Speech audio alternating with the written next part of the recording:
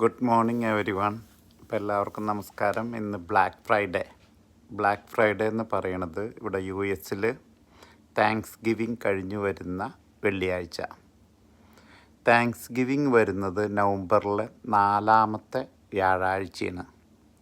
അതിൻ്റെ പിറ്റേ ദിവസമാണ് ബ്ലാക്ക് ഫ്രൈഡേ എന്ന് പറയുന്നത് ബിസിനസ്സിൻ്റെ ഒരു ദിവസമാണ്.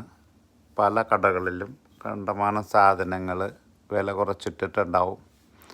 അവയുടെയൊക്കെ ലിസ്റ്റും ടൈമും ഒക്കെ നേരത്തെ അനൗൺസ്ഡ് ആയിരിക്കും. രാവിലെ 4 o'clock മുതൽ പല കടകളും തുറക്കും.